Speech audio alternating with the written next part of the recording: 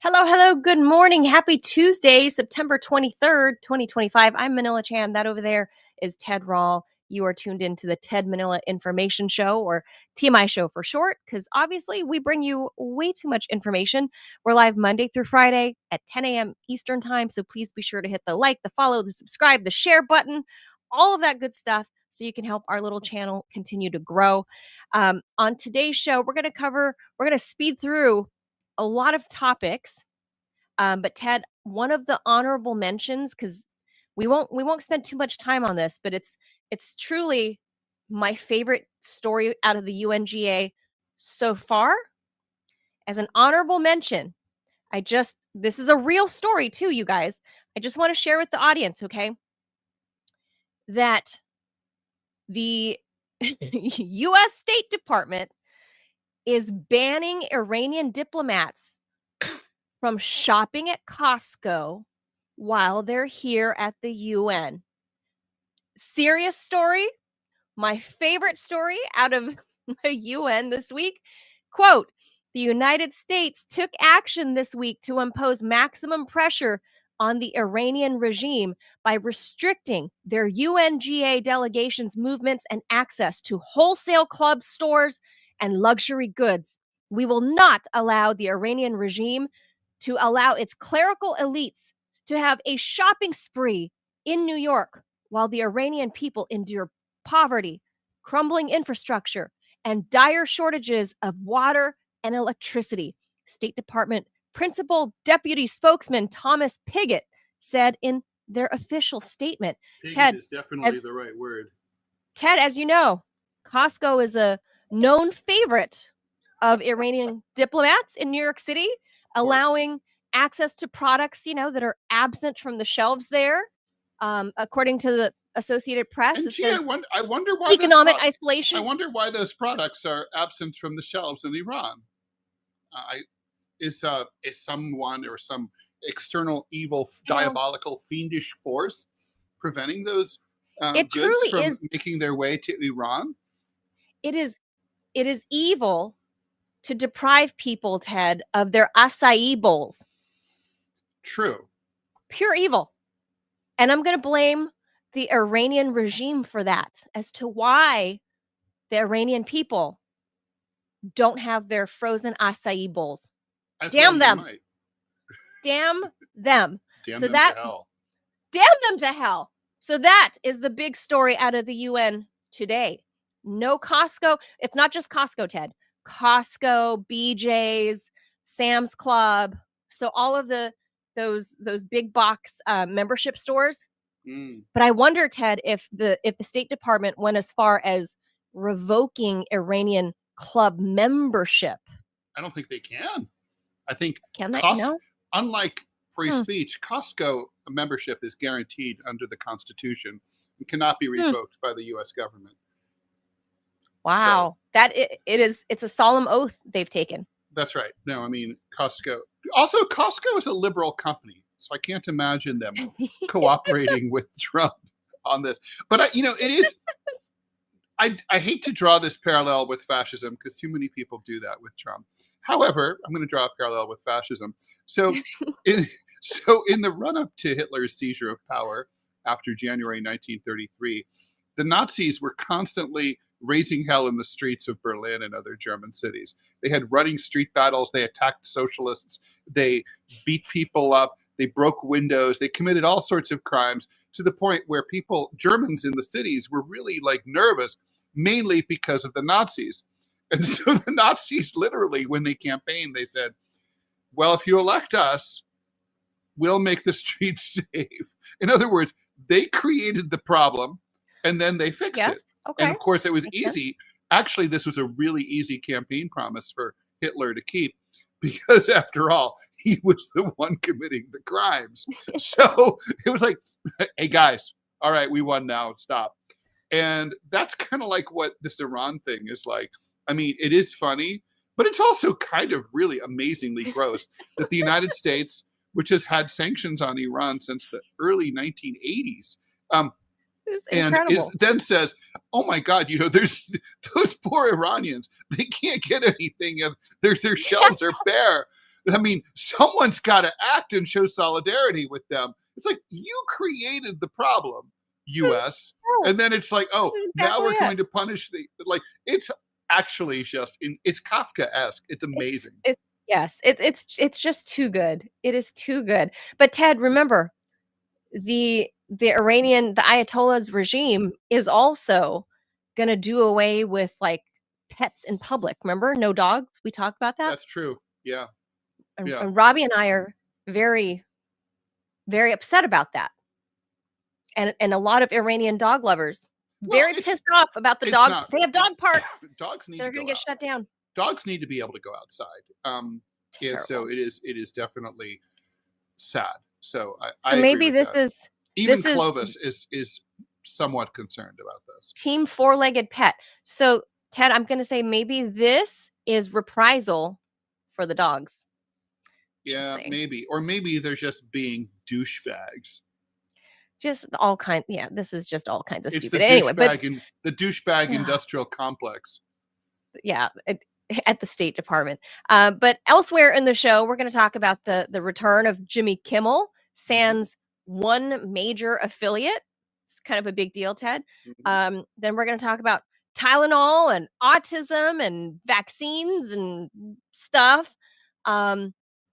We'll talk about H-1B visas. Like, you have to be careful on those vaccine discussions. Yes, because we're on YouTube. Ted, I think the gold, is it a gold visa? Like, is that what it's going to be now for $100,000? Yes, it's going to. Manila, it's got to be gold. It's going to look something analogous to this. It's got to be like it's. It's going to be something like this. Like, got to be super. It has got to be, and that's the paper. Like, you have to carry your papers with you if you're on the H-1B visa, and it has to show that it cost $100,000. Has to show it. $100,000. Because it's like, when people like, remember that era where young men were wearing like their team baseball cap or whatever, and it still had the tag dangling from it. People yeah, I'm old enough to know. I didn't see it, but I kept thinking of Minnie Pearl. She was a comedian of the 50s who was famous for always keeping the tag on her hat. And she, because when ladies still wore hats back then. Yeah, I think the shtick was that, like, she'd buy the hat and then be able to wear it and then be able to return it. Yeah, I've done that a few times with some of my dresses. Sure, I do that with underwear. No, Ted. Just kidding. Some of my TV dresses, that I wasn't so sure about, I'd keep the tag on, wear them on TV, and go, I didn't watch the playback and go, I don't like the way that looked. I had a roommate who's, we'll call Dan because his name was Dan, and he had this. Is this Pool Hall Dan? This is Pool Hall Dan. So Dan had this habit. He was kind of an amazing character. I do miss him. He back in the old days. I don't know if you're probably too young for this, but correct me if I'm wrong. So. We would buy, a vinyl record, and if you just bought my earliest memories started in 1983 or 4. Okay, so this might be pertinent to you. CDs weren't around yet, so you'd buy a vinyl record, and you could just play the record, but it would wear out. And if you played it a lot, scratch very easily. Yeah, very easily. So what people like me and people who were like most people who were good at playing music would do, you could buy a pre-recorded cassette. But what we mostly did was we'd buy the vinyl record, and then we'd tape the record to like a Maxwell tape or whatever, and then write all the song names on the tape. Play the tapes. Okay. So you only record the record. The record only gets played the one time it's recorded. Right. I see what you're saying. It's stored, and that's your source material. The CD is stored. Yes. You play the tape. When the tapes wear out, and you don't care because whatever, then you tape it again. You bring out the album and you tape it.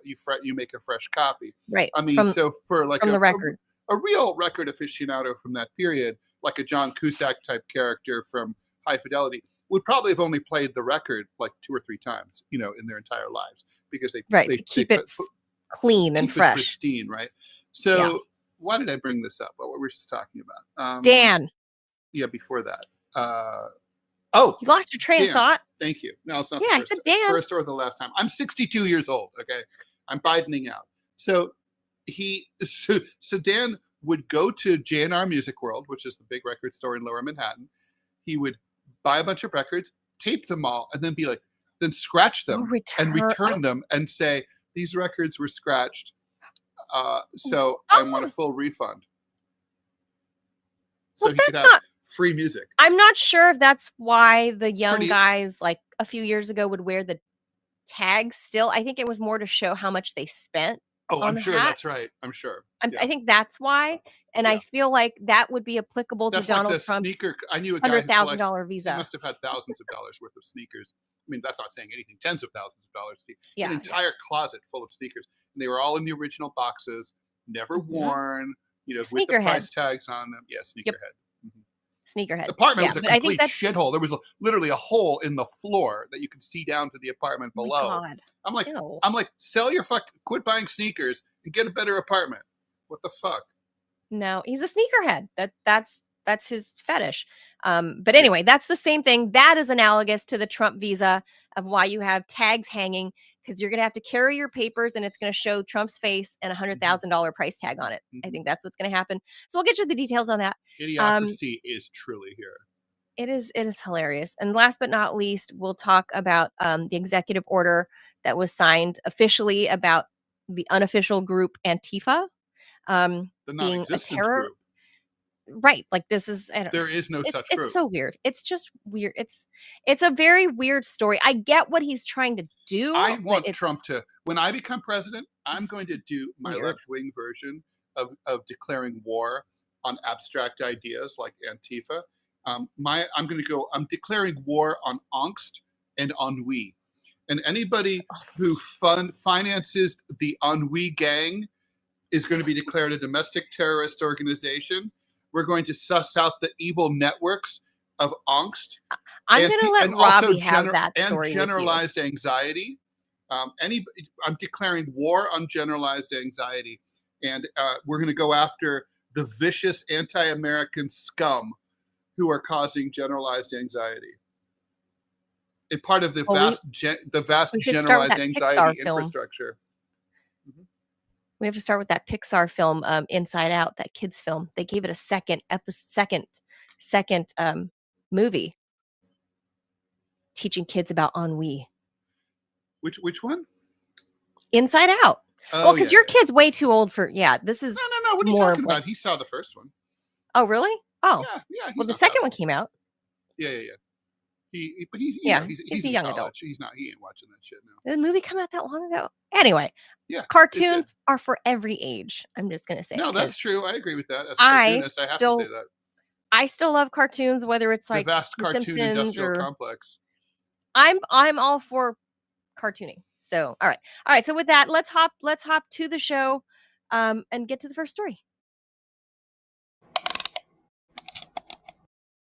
Free speech is back. Jimmy Kimmel is set to make his return to late night after Disney announced that it would return his show to the airwaves tonight. Last Wednesday, we made the decision to suspend production on the show to avoid further inflaming a tense situation at an emotional moment for our country, Disney said in a statement issued yesterday. We have spent the last days having thoughtful conversations with Jimmy. I think thoughtful conversations with Jimmy Kimmel is an oxymoron, but okay. And after those conversations, we reached the decision to return the show on Tuesday. Media news outlets Status reported that ABC held a series of emergency meetings to discuss how to respond to Carr's statement. Carr is the head of the FCC, and that during those meetings, Nexstar, the owner of 30 plus ABC TV affiliates, would preempt the show on their stations. A Sinclair Broadcast Group representative said beginning Tuesday night, Sinclair will be preempting Jimmy Kimmel Live across our ABC affiliate stations and replacing it with news programming. By the way, they had been planning, Manila, last week to air a tribute to Charlie Kirk, but someone shot one of their stations, I think in Sacramento. Oh, right. Sacramento. And they got scared, so they censored the show that was itself an act of censorship. Okay, this is the kind of squirrelitude we're talking about here. Anyway, the local station had previously demanded that Kimmel apologize to Kirk's family, bark like a dog, and make a donation to Turning Point USA. It's not yet been revealed if Kimmel will have any guests tonight. Comedian Wanda Sykes was supposed to appear the evening that it was pulled from the air. He could obviously have any guests he wants. More than 400 stars, including people like Jennifer Aniston and Tom Hanks, signed a letter in his support. Will the show be back for good? Maybe not. Next Star and Sinclair could still choose to preempt the program with other coverage. And while ABC has featured Kimmel's late night show since 2003, Kimmel's contract comes due next year in May, and that could mean more changes ahead. And obviously, a lot of these late night channels have been suffering from not great ratings, and they're very expensive to produce. So, I could see that going. Look, I'm just going to editorialize a little bit. First of all kidding. I mean, and I wrote about this in my column last week. You kind of know that censorship has gotten really bad when someone as milquetoast and lame as Jimmy Kimmel falls into the crosshairs. It's not one of those like it's a harbinger of something terrifying that's about to happen when Jimmy Kimmel is censored. Like, he is the something bad that's happened after people like Ted Rall and Manila Chan and a lot of other people have already been left for dead in the media landscape and censored and canceled, right? The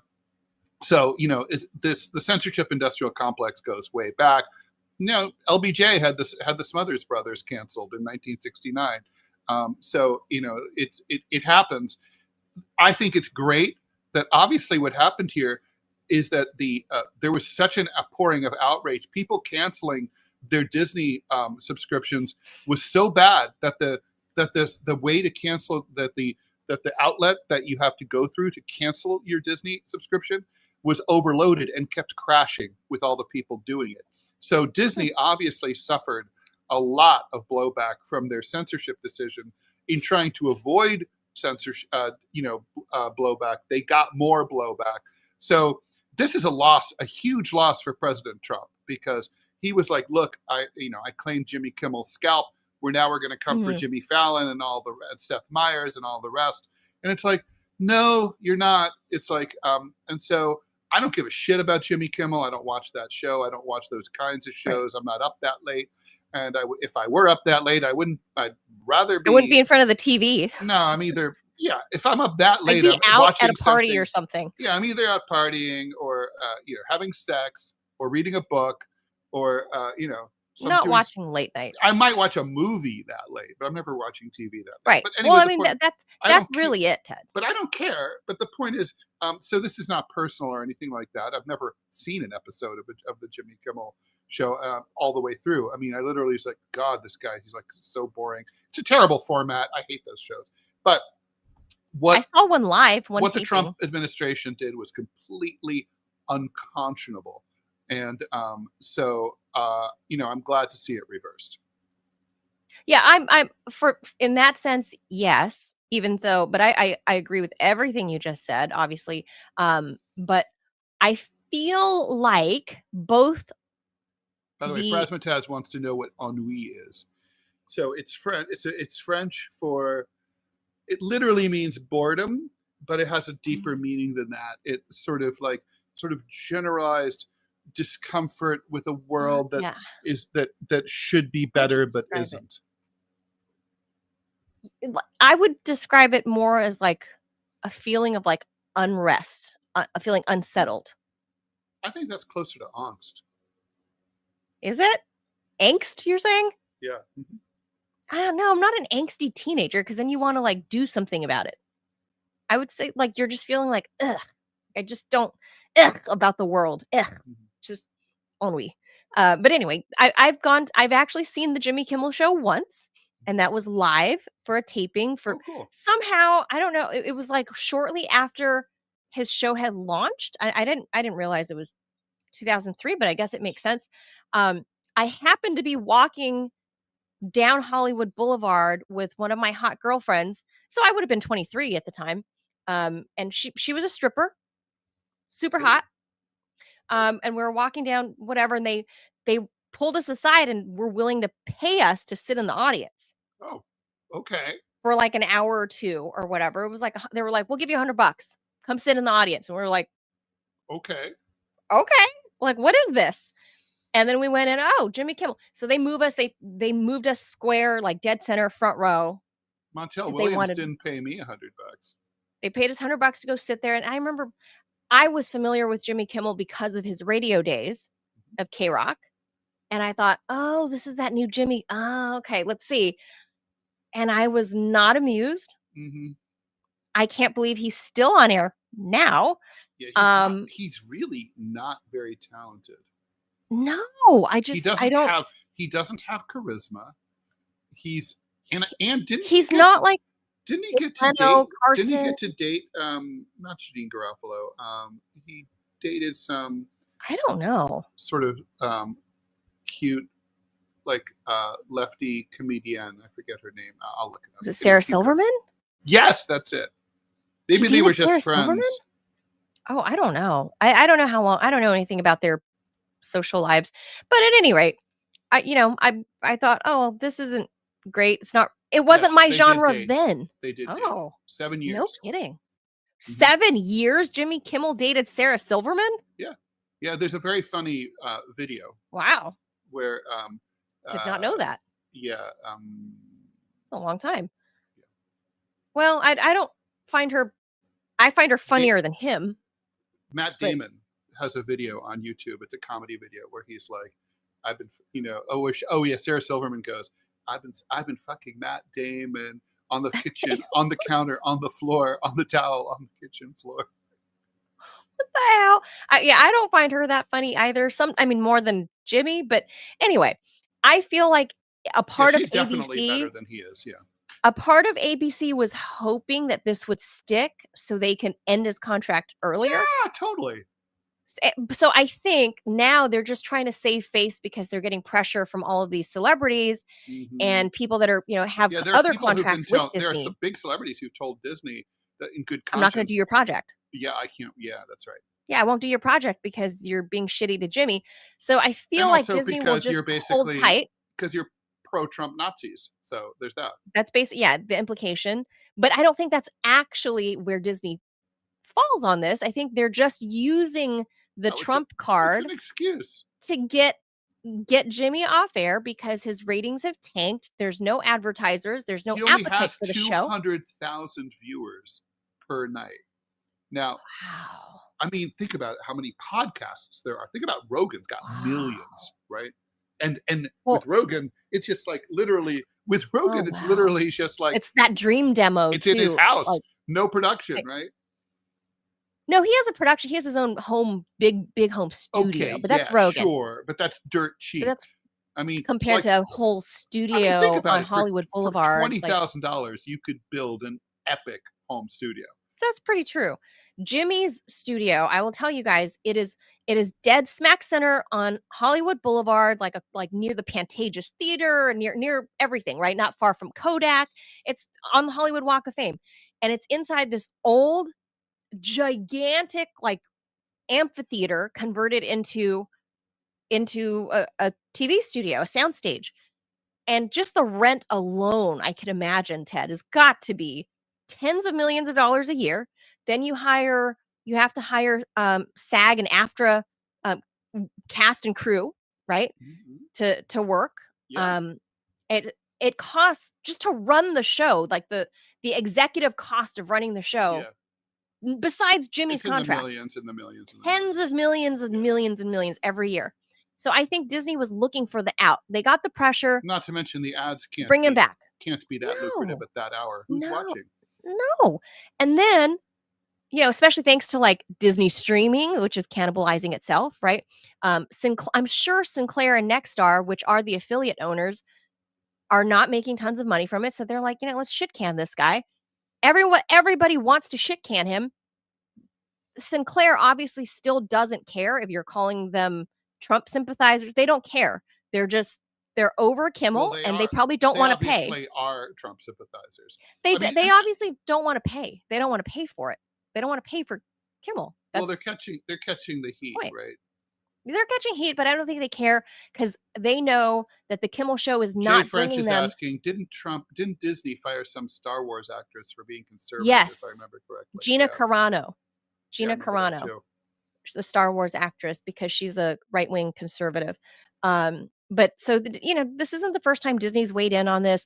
But I think what it boils down to for on the affiliate level This just is that when reminds you're me, looking honestly, at it should be. local channels, Ted, because I've worked at the affiliates, is that nobody is watching the affiliate stream of broadcast, I should say, of Kimmel at 11:30 at night for them to get their local commercial of the local Chevy dealership or the local Ford dealership.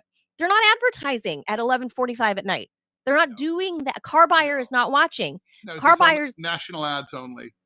national ads only, and nobody's making money, and they were looking for a way out. And now Disney's the only one caving. Sinclair doesn't give a fuck. And It is ironic Nexstar, now that fewer people are watching late at night post COVID, right? Because when you think about it, when people had to get up at 6 o'clock in the morning to commute to work and be there by 8 or 9, it seems to me like it's harder to stay up and start watching something at 11:30 if you have to get up that early.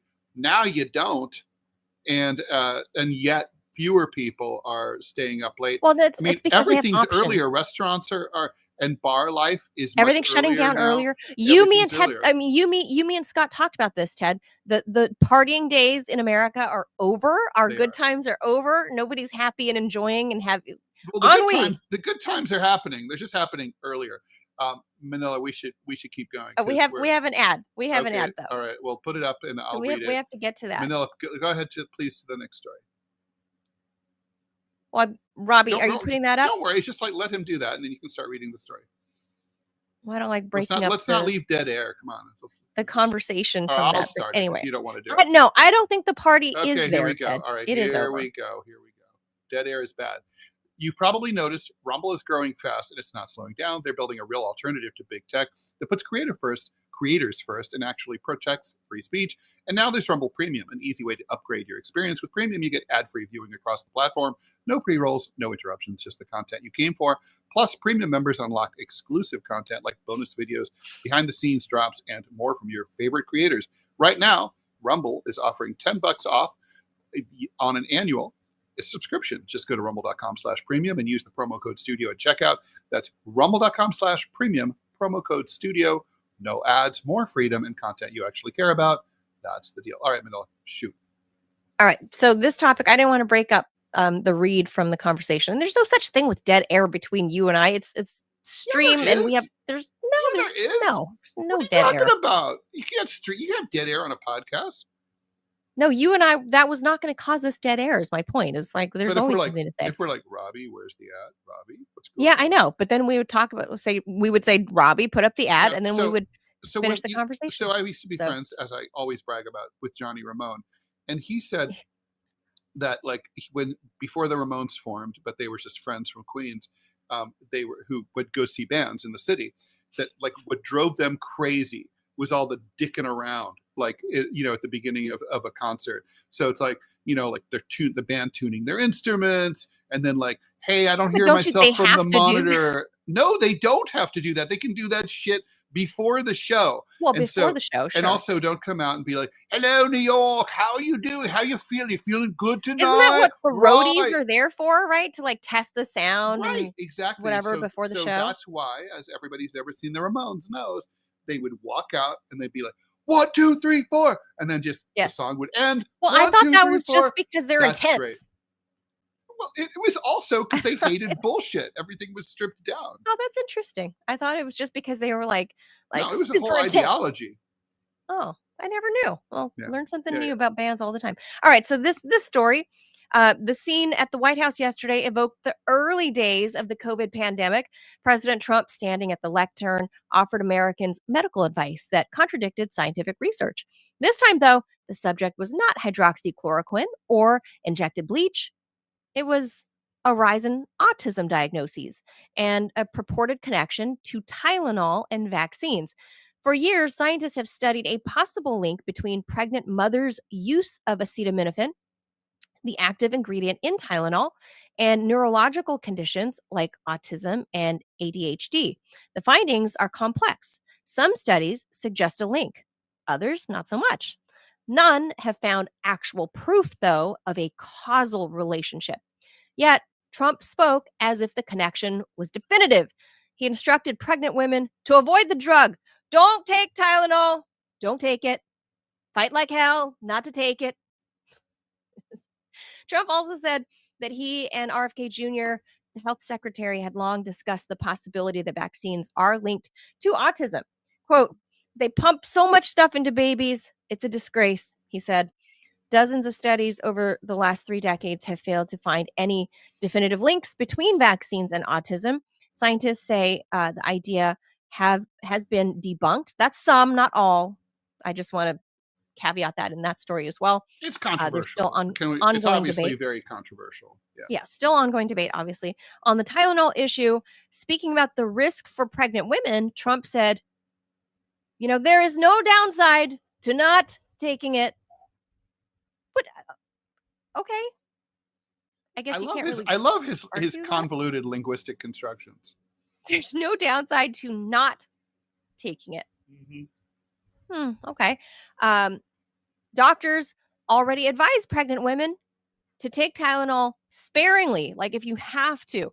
But there are some important uses, obviously. A high fever, for example, that can endanger both the mother and the baby. Last month, scholars published a review of 46 existing studies. Taken together, they suggest there is evidence for a connection between acetaminophen use during pregnancy and neurodevelopmental disorders. Those findings circulated widely on social media, including among autism parent groups, many of whom consider Kennedy a champion of their cause. Most doctors believe autism cannot be easily attributed to a single cause. Rather, they say it involves a complex mix of genetic and environmental factors. And also, they were talking about how with the vaccine schedule, the CDC schedule for babies, that they're changing that. They're going to put out official guidance, I guess, very soon, because Trump was also saying, that's too much. You're giving them like 80 vaccines, which is not accurate. It's more like, it's still a lot. It's still like 30 It's by like the 30, time they're in high 30, school. 35 or something like that. So, yeah, something like that. And that's certainly a hell of a lot more than what was doled out to me like in 1981. Or me that in, was or me in the 60s. I mean, that was 11 I in hated 1981. I hate shots. I still do. As a Oh, I kid, still do. I cried. I was like, but the good news is I could shake down my doctor for a lollipop. But he had a huge I was good at pile of them not for this crying. express purpose. Ted, you can probably see this in my personality. I was really good at holding in the cry and not letting anybody get the benefit of making me cry. Even though I was like, well, you have to remember, these are doctors. These are old male doctors in Right, Ohio in the 60s who don't give a shit. They're just like, boom, well, yeah, back then, no I game. remember it was like the top of the back of your butt. Yeah. For some reason, they moved away from that. Yeah, that's like sort of like the last shot I why? had like that. There was back to go to Central Asia in the 90s. You needed a hepatitis shot, and it was like it went there. And I remember literally like for 6 months after one of those, I felt like the needle was still in there. I mean, it was it. I don't know. They must have gone through some serious muscle tissue and fucked things up, because it's a wide gauge. That's a wide gauge needle, and it's like, holy shit. Well, so they're going to issue a whole lot of things on that, and I personally do not disagree with that move. I don't know about the Tylenol issue, well, but you know where I stand.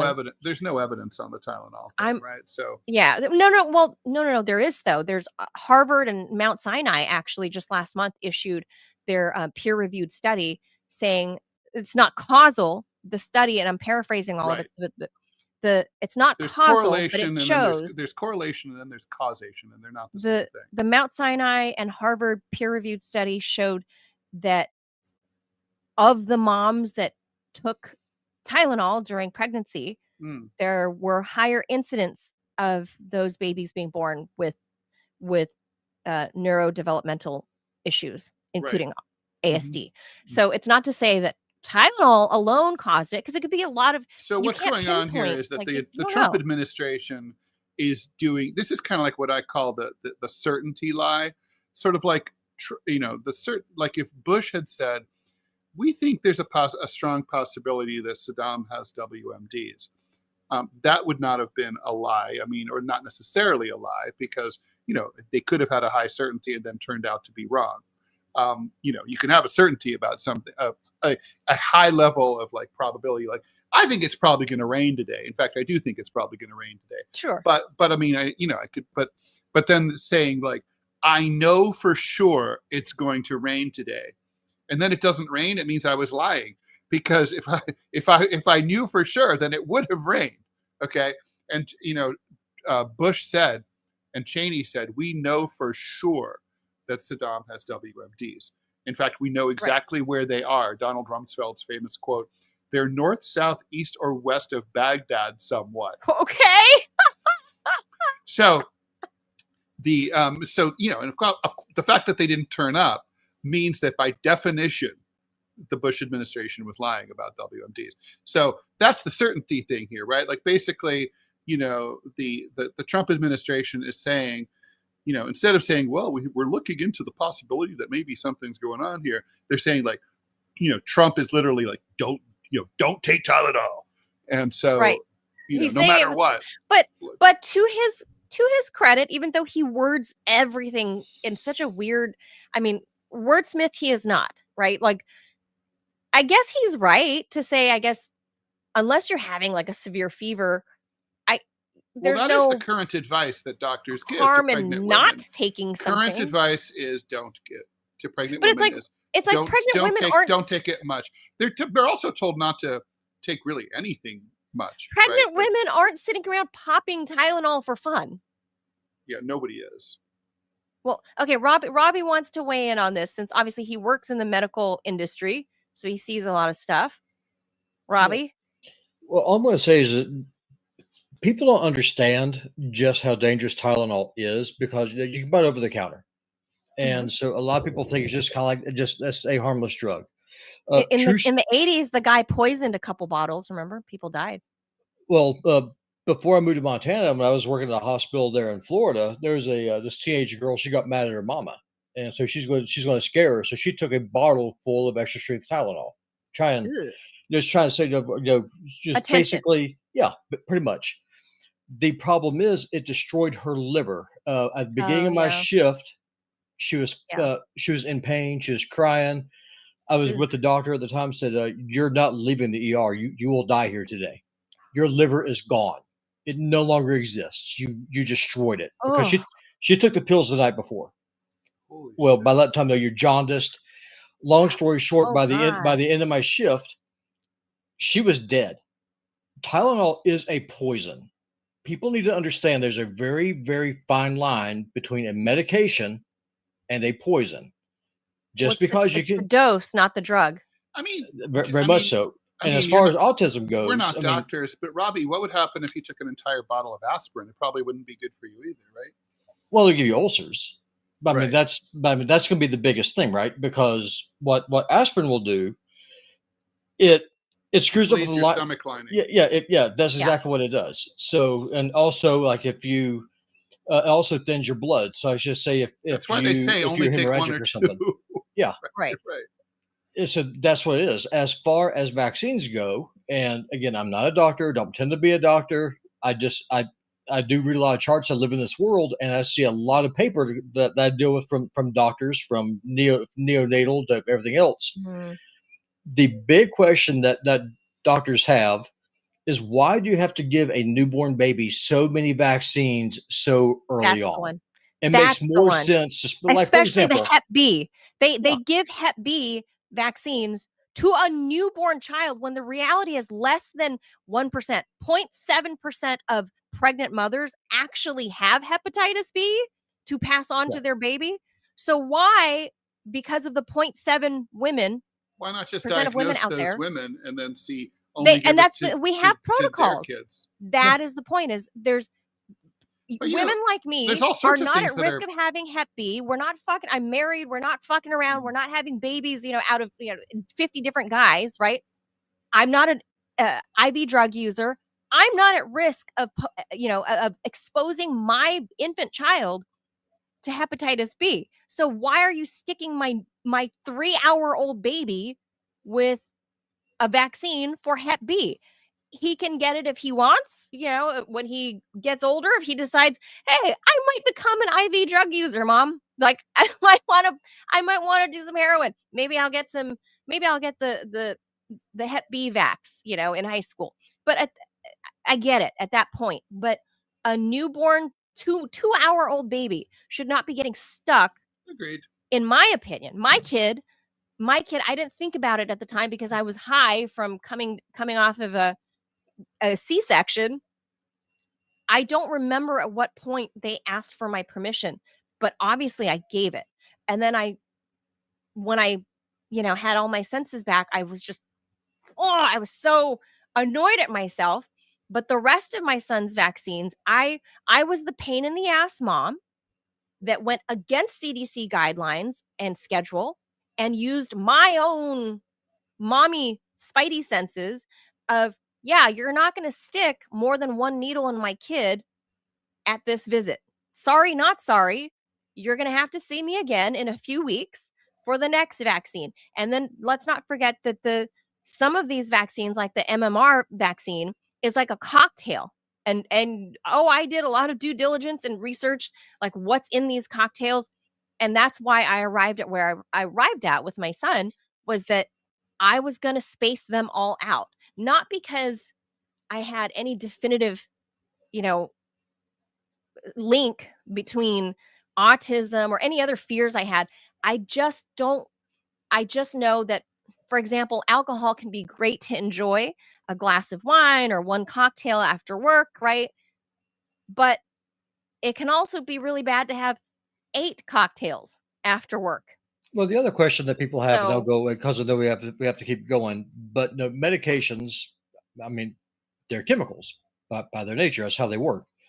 And so another one of the questions that people have is how do these chemicals interact with a live virus, or at least a virus being injected into the system? Is there going to be some kind of physiological change? And so the question that just, again, pediatricians, all doctors have is, why do you have to do this all at one time?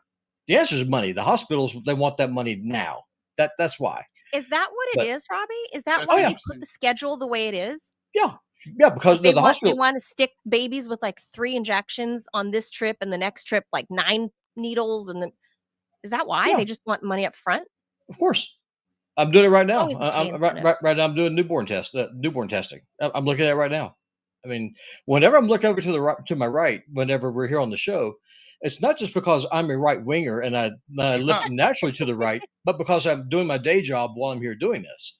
And so now I am literally doing this right now. I'm working on a newborn baby, 3 days old, with the immunization schedule with Hep B. And unless this kid is sexually active, I don't understand why. Right. Yeah, all sorts of stuff, can be toxic, right? Like I read that someone had abused their kid by making them swallow an entire bottle of soy sauce. Yeah. And the What? kid died. Ew. Yeah. Sodium. Mm-hmm. Sodium poison. Yeah, I mean anything. It's not we'll call it a drug. It could be anything. It's not the product. It's the dose. Anything can be lethal. Mm-hmm. Yeah. But in Robbie's sense, I guess I know there's a pay incentive, Mhm. but I didn't know that's exactly how it worked. Was the scheduling is there for convenience. I knew it was convenient for the hospital or for the doctor, but is that how they issue the pay, is like immediately after?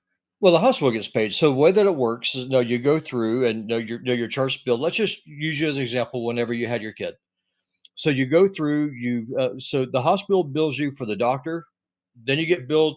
That's the doctor's fee. Then you get billed for the OR room, or labor and delivery room.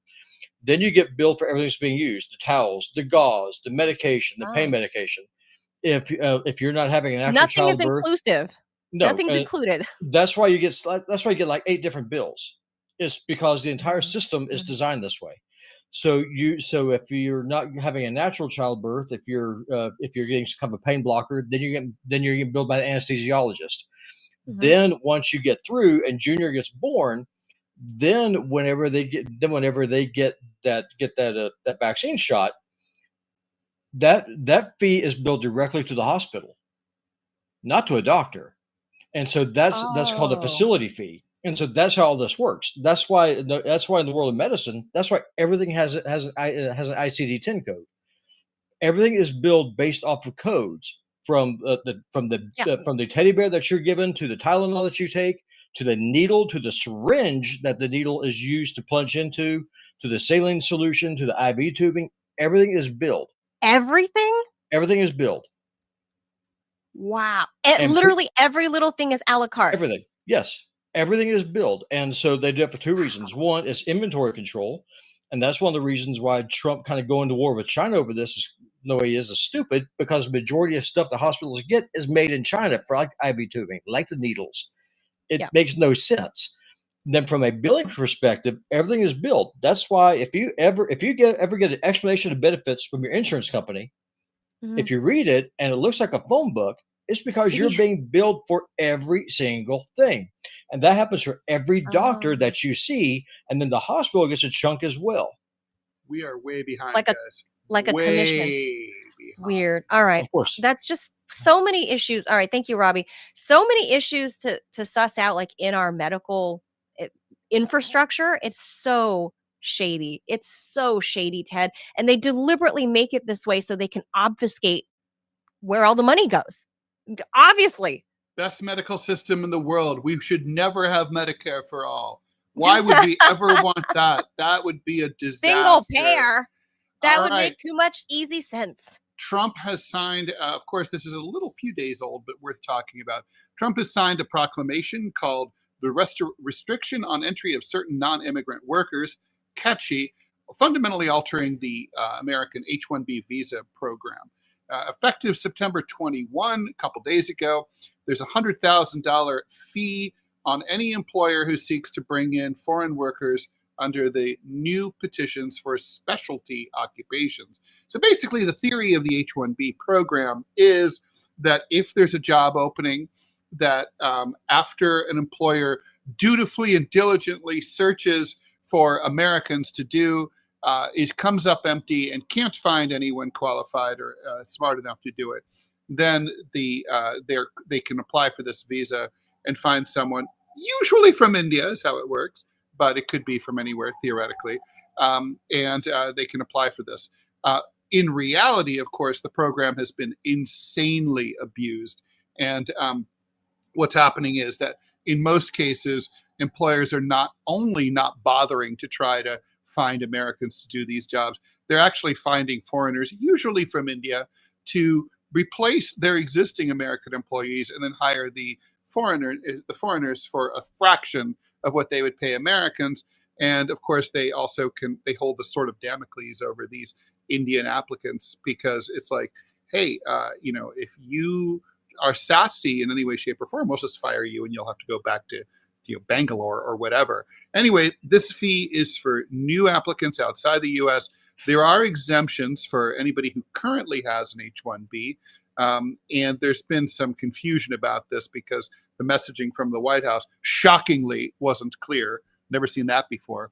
At the same time, the proclamation carves out a path for exemptions.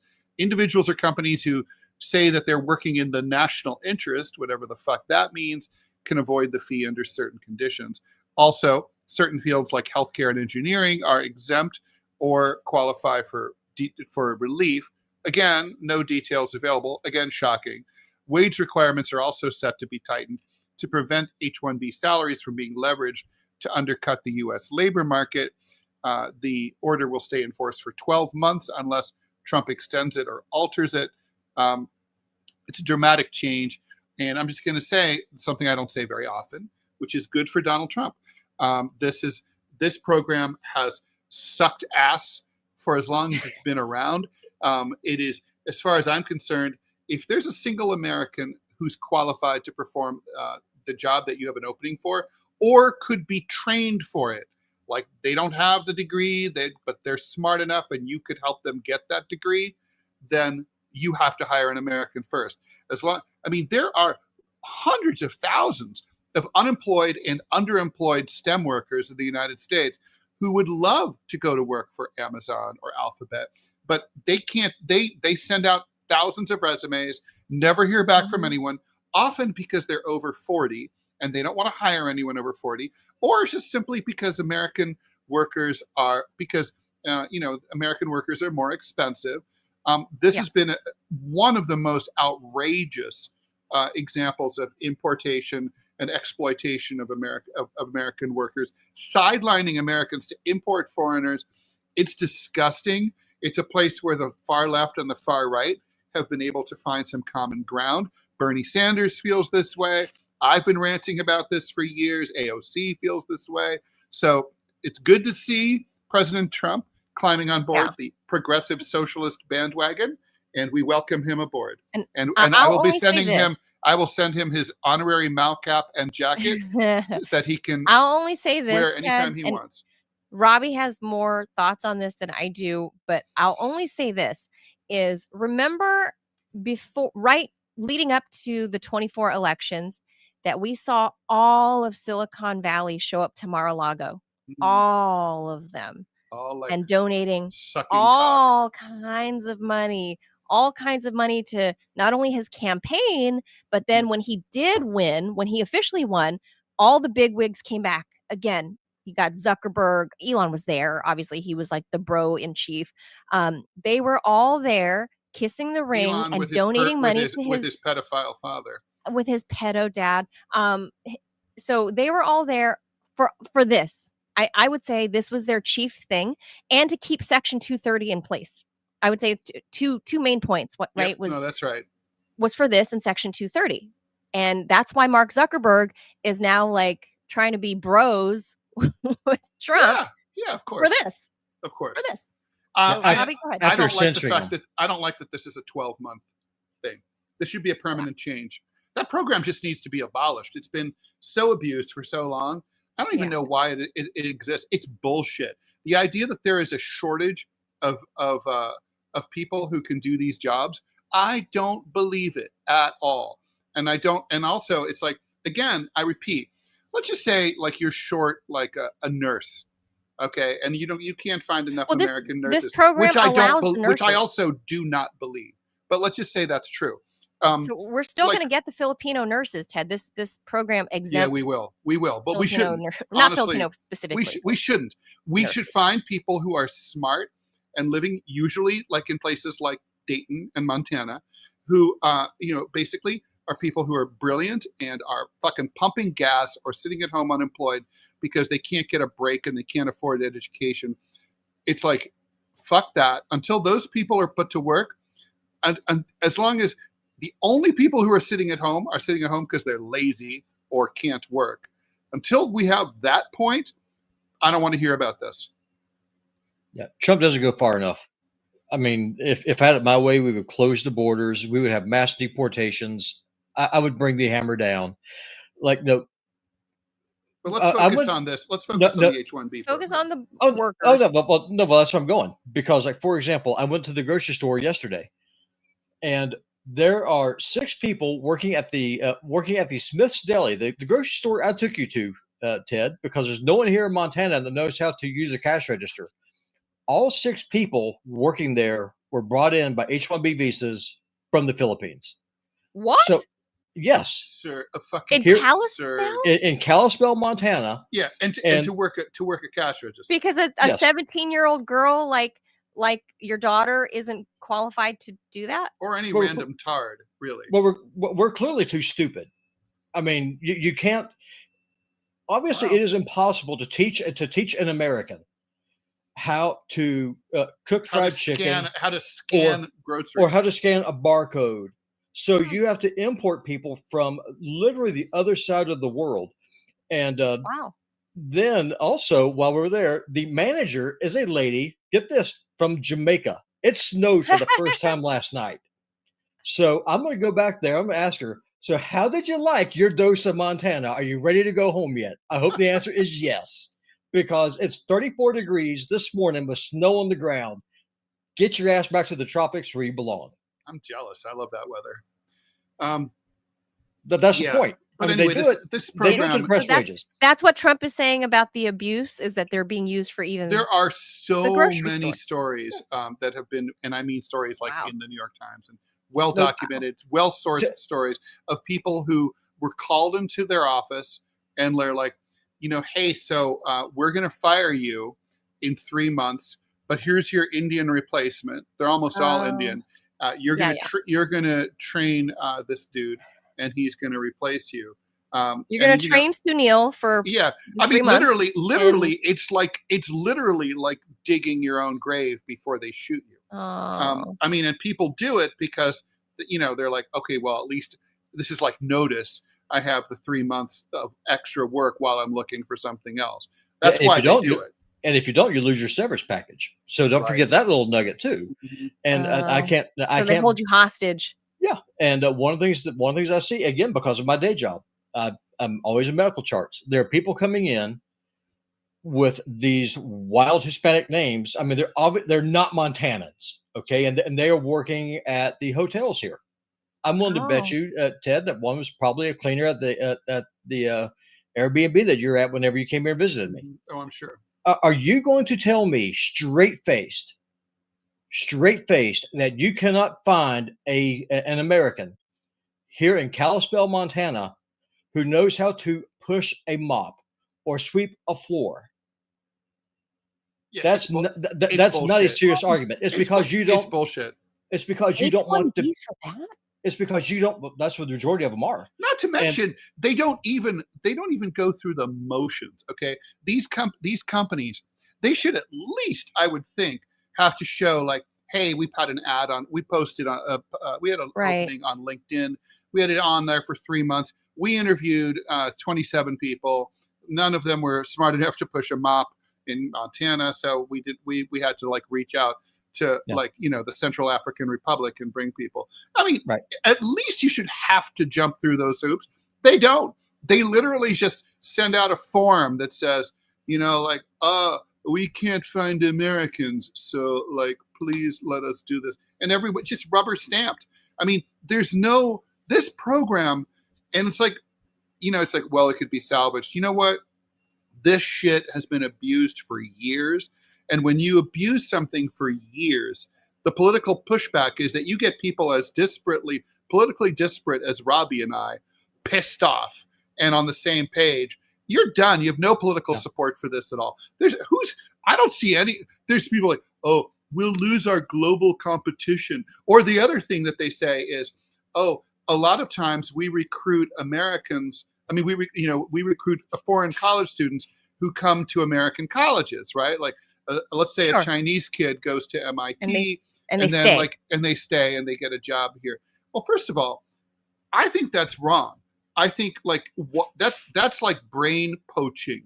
Like, those people, honestly, for the good of their own home countries, they should go. If you're a brilliant person from Burkina Faso, you have a moral obligation to the country and the culture that raised you to take your big brain back to Burkina Faso and help lift your own country and make it succeed. I mean, it's not in the interest of the first world and of the here in the Northern Hemisphere to basically contribute to brain drain from the developing world. To the contrary, we should be encouraging our smartest to go to Burkina Faso and help them out. We shouldn't be stealing their people. Ted, I'm about to piss you off, and I want to enjoy every minute of it. So, as y'all know, my son has got his first job. He's working in a restaurant. Well, when he went into work the other day, this is a couple months ago, he went in and there were these 3 ladies cleaning the restaurant. And so he went to go talk to them. Hi, I'm Thomas, trying to introduce himself. Didn't speak a word of English. All he spoke was Spanish. And we talked to him and said, Dad, I really think that they're illegal. So I said, well, here's ICE's number. He called ICE. ICE rounded them up, went to the trailer that they were staying outside of town, rounded up another 17 of them, and deported all of them. The place he was working at got fined. They had to pay it back on the back taxes. Well, Everything that else. last part, the finding of the employer is I'm 100% behind. And then remember the steak restaurant I took you to, the Dusty Star? I took that boy there and I bought him a steak. I was like, well done. Well, I mean, look, you guys didn't do anything illegal, but in my view, what you did is you punched down. You punched down at people who are just looking for work.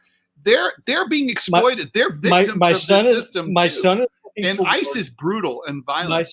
My son is looking for work. My son is looking for work, getting paid minimum wage at a place that costs way too much for minimum wage to be effective. And the reason why companies are able to do this is because of their hiring illegals and the H-1B visas. By the way, well done, Thomas. By the way, if you really want to, if you're going to be rolling rat style, there's a better program. So the government has an obscure program to report tax cheats. Tell me more. And you'll like this. So if you find out, if you have proof that like someone owes a substantial number of taxes and is cheating, usually like a company or an employer, and you find out that they're cheating on their tax, there's a special form that you can file with the IRS to report them. Here's the best part. You get a percentage of the back taxes that the U.S. government collects. You get a bounty? You get a bounty. Yeah. People have collected millions of dollars this way. Like they find out that their employer owes like $100 million in back taxes. They get like $10 million. I think it's like 10%. I mean, that's something I would do. Like, but I thought you don't like snitches. It's not really like for like individuals, like, someone who, has an extra, I mean, you could do it. No, you could do it as an individual. I'm just saying, like, if you find out like your neighbor cuts lawns and like doesn't report their $50 that they got for, right? No, that's the IRS doesn't care about that. Okay. Yeah. I thought snitching is bad. I thought we all agreed that snitches get stitches. Snitching. Well, okay. I snitched on my employer. My employer was renovating the office, and there were clouds of mystery powder from the 1950s, 60s, and 70s. Oh. And I was like, I have asthma, and I talked to my boss, and I'm like, dude, did you guys have any? Did you test for asbestos? And he's like, and he himself was like, these assholes, they just don't care. They brought in undocumented illegal workers to do this without remediating it officially. So I talked to my boss, and I'm like, I'm calling the EPA. And he's like, good for you. And I did. And they shut down the office for like 3 months. And I got paid. That's right, bitches. And the thing is, the whole reason why I'm going to go away after this, because it's insane. The H-1B visa thing is not a victimless program. Illegal immigration is not a victimless crime. It depresses wages of every single American worker. In a place where the cost of living is insane, that is an act of economic that is economic abuse by our government. And that's why I have zero problem whatsoever with what my son did. And I told him if it happens again, do it again. And keep doing it. Look, I think, I'm not going to go out I'm not going to go so far as to say that what you and your son did was immoral. It's just not something I would do, because I don't think, I think I generally don't like to attack victims, and those are victims. They're victims every bit as much. They came here with their own bullshit. They came here with their own free will. They came here with their own free will. They are not victims. They are not victims. If you ever spent any time in Jamaica, if you spent any time in Jamaica, you'd know they had no choice but to do this. Ted, bullshit. I've worked on a cotton field for over a fucking year, picking cotton and peanuts, and I lost a job to illegal immigrants. Don't you freaking tell me that I don't know what the hell I'm talking about. It's government policy that's the problem, though. Well, government policy is close the freaking border and go to war on these bastards. Maybe we should punt on that last topic, because it's going to put us way too far over. Should we punt on it and just do it tomorrow? Yeah, let's just do it tomorrow, because it is worth doing. Yeah, let's do it tomorrow, because it's going to be a long argument, and I know Robbie's really passionate about it. I'm lukewarm about Antifa. Like, I know they're not a group, like, officially, and or But they do unofficially, exist. or at all. But they do exist. No, but they do exist. See, that's why it needs to be for It's a tomorrow. myth. It doesn't exist. It doesn't exist. Well, It does exist, It's sort of But like not it's officially. like declaring a war on, I don't know, like unliking Okay, well, cats or something. I mean, it's No. like What's people the difference you between- can't okay, people what's like the cats difference or they between- don't. What's the difference between Antifa and the Klan? It's the same thing. No, the Klan had the Klan. They're organized. The Klan was organized. In fact, They're organized. they were they had bank. Yeah, it was. They had bank accounts. They had I'm membership about- rolls. listen, They I'm were talking about right- a very big organization. That'll be the debate topic tomorrow. I'm like, And they had membership cards and everything. that's interesting. Like a Costco I mean, yeah, card? I mean that's an organization. I mean, and I know because really organized. they were the second iteration of the Klan was headquartered not far from where I grew up. People think of it as a Southern organization, but it was based in Richmond, Really? Indiana. And Really? yeah, it's, by the way, Richmond, Indiana is a beautiful town, not because of the Klan, but it was a very like robust, gorgeous sort of boom and bust we'll town. save that for Great tomorrow architecture. because of Yeah. time. We'll save that for tomorrow. So okay. Biggest we'll Klan touch on rallies that in for U.S. tomorrow. history took place there. I never knew. I always thought of it as a southern. Although thing. Indiana Yeah. still feels more south than the South, actually. Like it's more. don't I think would I've say never it's been more. to It's Indiana. more south than Mississippi or Alabama. Of It's- all it's- mid, well, the I've been original to a Klan, lot of like, Midwestern. Not been to Indiana. Indiana's fucking crazy. What? Yeah. Well, I mean, there's All two versions of the Klan, right? So you had the original, which was actually a guerrilla army that fought against the Union occupation. That's That's what Nathan Bedford Forrest Yep. founded. The That's not what I'm racist talking part of it that actually spun out of it. So Yeah, that's later. it wasn't the Yeah, same thing. It's like following Reconstruction. All right, so we'll save Antifa for tomorrow because this obviously is not going anywhere. It's you guys will fight about it to the death. So Not to the death. I love Robbie. all right, well we'll Right. leave that there. Happy Nah. Tuesday, everybody! I Thanks for love tuning in. Ted We'll be back.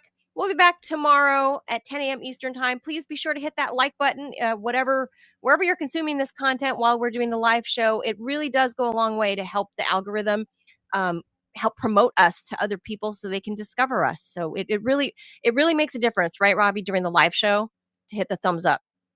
Oh yeah, So please do that. yeah, for sure. Yep. So we'll see you tomorrow. Thanks, everybody. Adios, Bye, all. amigos. Bye, Manila. Bye, Robbie. Bye, y'all.